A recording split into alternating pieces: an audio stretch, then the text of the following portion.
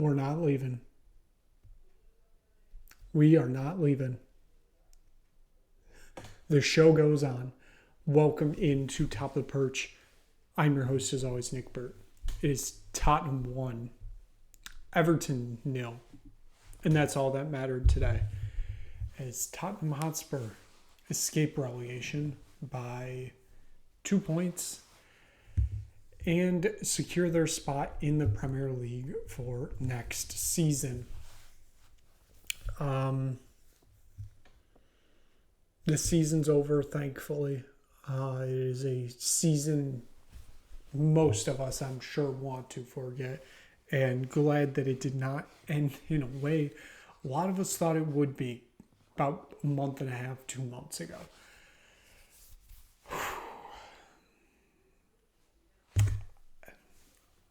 I don't really know what to say because, honestly, it didn't look great today. Everton just looked so much worse. They were barely even playing for touches in the box. But Tottenham Hotspur, Premier League 26-27, here we come.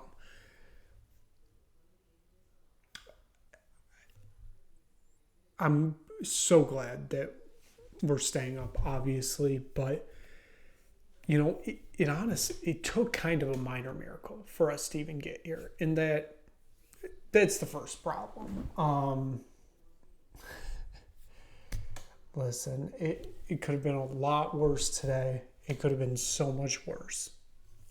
But Tottenham Hotspur, they looked good in the first 15 minutes. I have to give them that. They were on the attacking end. I know Paulinho had a good opportunity in the 14th minute. I believe Richarlison had an opportunity before that.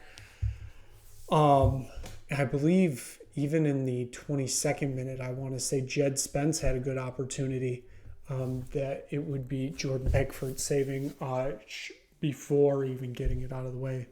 Congrats to Jed Spence. Getting the call up to the England national team for the World Cup.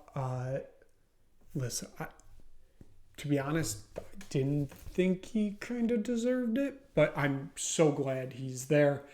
Our club being obviously represented on the international stage is always a good positive opportunity. I'm so glad for him, so happy. We'll save the rest of that for another episode on this channel. 43rd minute, I should say. It's the only goal that matters. It is a corner into the box. Finds Joao Paulinho at the back post. Shot that goes off the crossbar. Bounces back to him. He puts it past Jordan Pickford. It is 1-0 Tottenham Hotspur with just 2 minutes before halftime. Euphoric feeling. Finally felt like, hey, this we might be good.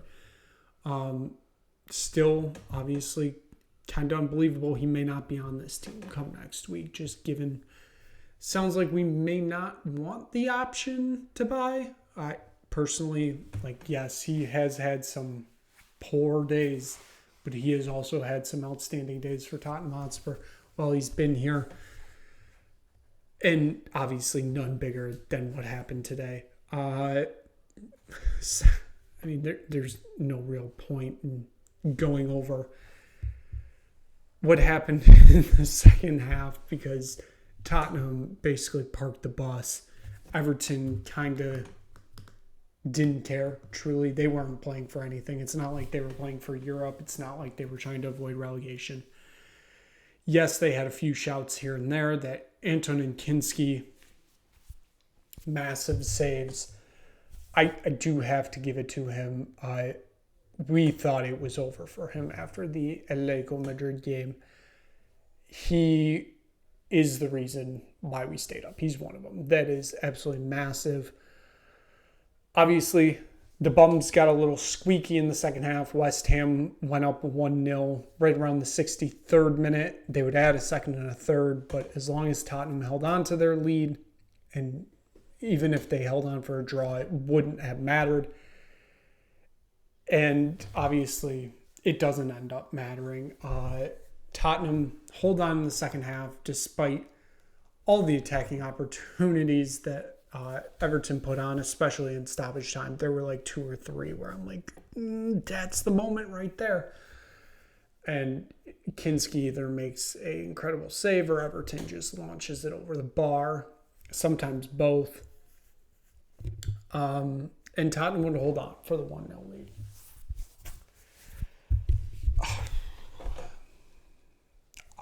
I don't know where to put things here because it has been a rough season. It has been a long season. 3 managers. I won't even give you a guess of how many players made at least one appearance this year, just given injuries. You look at somebody like Dejan Kulusevski, did not see the field once this year. James Maddison didn't see the field until like the final 3-4 weeks of the season. Obviously, Christian Romero was out today, has been out since March. There was a whole big hullabaloo about that. With him potentially staying in Argentina for this game for his boyhood club in the Argentinian final. He was at Tottenham Hotspur Stadium today, so it's nice to see the captain, step up and do captain things. Solanke felt like he was injured 95% of the year, even though he really wasn't. Wilson Odobert, I kind of forgot that he exists at points. He got injured at some point this season, and we didn't see him since then. All the midfield injuries that have been dealt with at points this season.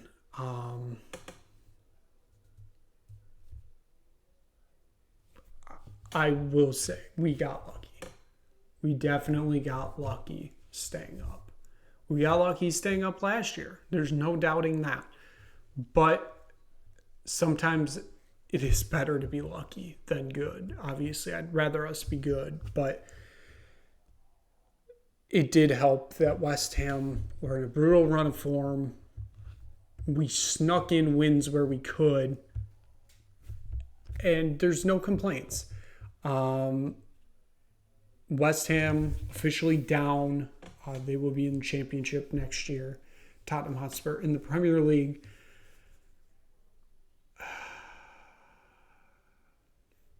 I guess this is going to be the end of season recap episode 2 because truly, I don't want to relive this season from hell if I'm honest. Switching into World Cup mode fully right after this record hit stop. That's how rattled my brain is when the record hit stop. Wow. Overall, 3 home wins in the Premier League this season. Absolutely atrocious. Obviously, one of them being today. I believe one of the other ones was the first match of the season, and one was in like the beginning of December. It's funny. Champions League made it to the round of 16, finished top 4 in the league phase, and then went out to Atletico Madrid. Almost won the Super Cup. Remember that? Wow. And now that team we played in the Super Cup is in the Champions League final again. This coming up Saturday. What else? Injuries, just absolutely dreadful. Obviously, the run of form from the new year to basically April. Didn't win a game.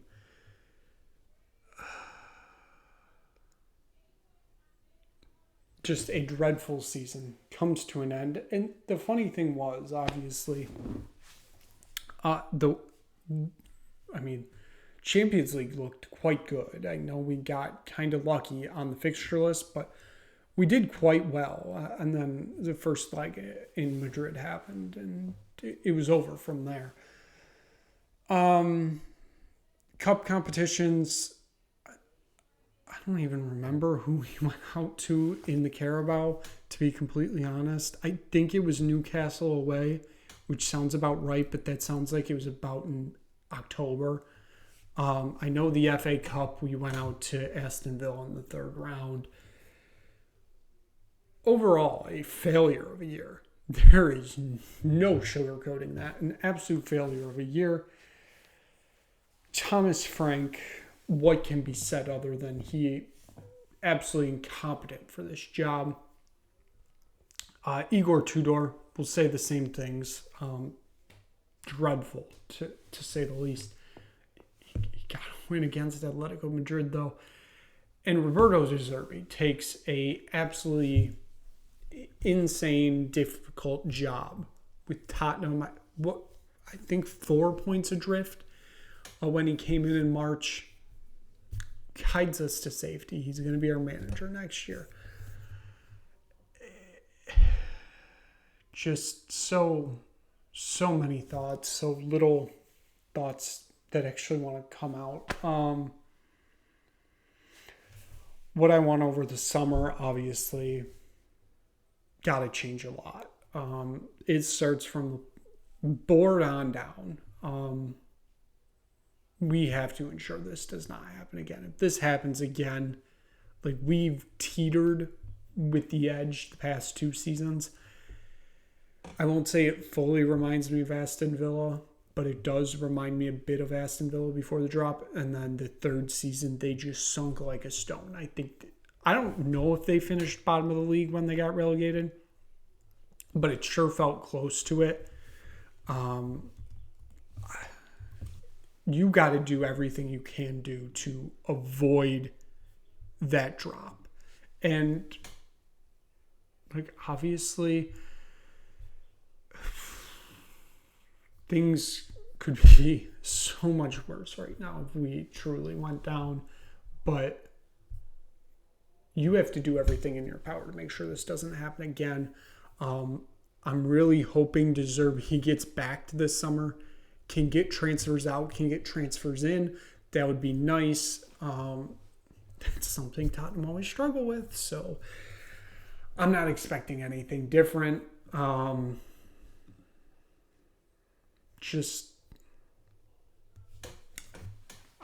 both can't believe it's over and so glad it's over, to be honest. I don't really know if I have much else to say. Next match for Tottenham Hotspur to be determined. The weekend commencing the 22nd of August, 2026. Very thankful to be putting out those dates and have that Premier League Lion logo on the graphic. Could have been a lot worse with the Sky Bet Championship. But Tottenham Hotspur playing Premier League football next year. What I am looking forward to next year is hopefully a complete season with a manager and us kind of looking decent. The fact we will have, no Champions League, Europa League, Conference League football, so 1 game a week other than the few match weeks that are thrown in there. We're playing 2. Yes, we have to start in the second round of the Carabao Cup. Obviously, the FA Cup will be the 3rd round. It feels like a massive opportunity for Tottenham Hotspur next year if things go right this summer. Now, I'm not saying things will go right, but the opportunity is there. What I'm not looking forward to is getting mauled by the Tigers on a random Monday night in Hull with the fans doing the mauled by the Tigers. You're getting mauled by the Tigers. I'm dreading that because that is going to be a Monday night or a Friday night game, and it's going to be so dreadful when we're realistically down 2-0. That's going to be so disastrous. To be honest, I am excited for Hull City to go up. It's going to be very interesting to see how that plays out because realistically they were statistically, they were one of the worst teams in the championship this year, and they find their way to get promoted. I'm interested to see how that plays out. Coventry City, I don't really know what to think. The few times we have seen Frank Lampard at the Premier League level, obviously, haven't gone the greatest. So I'm interested to see what he does with this Coventry City squad, a squad that kind of ran away with the championship this year.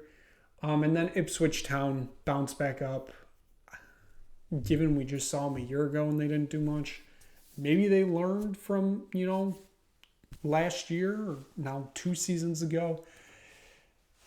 Who knows? I'm excited for those 3 teams to come up, though, because it kind of does feel like new blood. I know Ipswich just came back up, but the fact, it's not your normal 3 teams coming back up.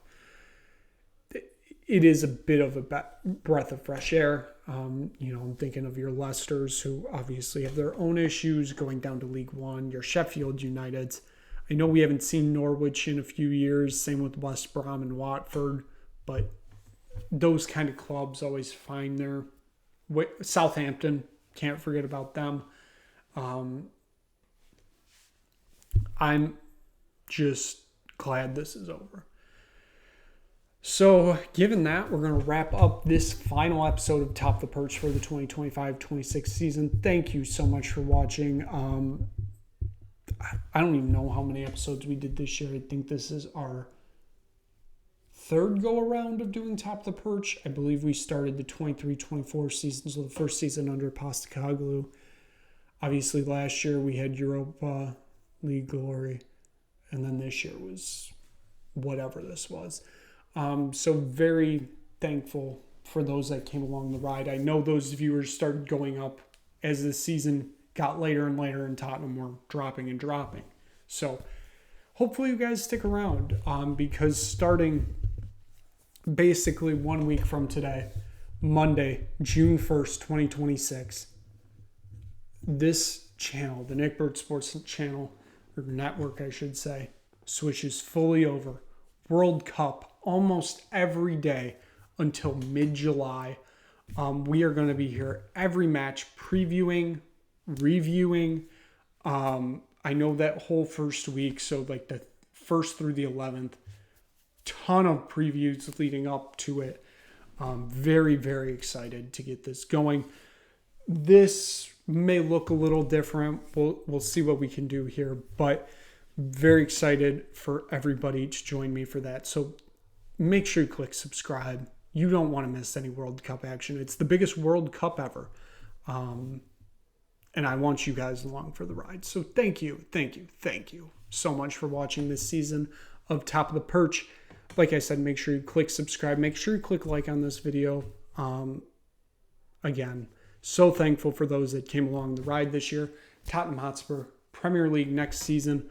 We will see you again the weekend commencing the 22nd of August, 2026, for a new season of Top of the Perch.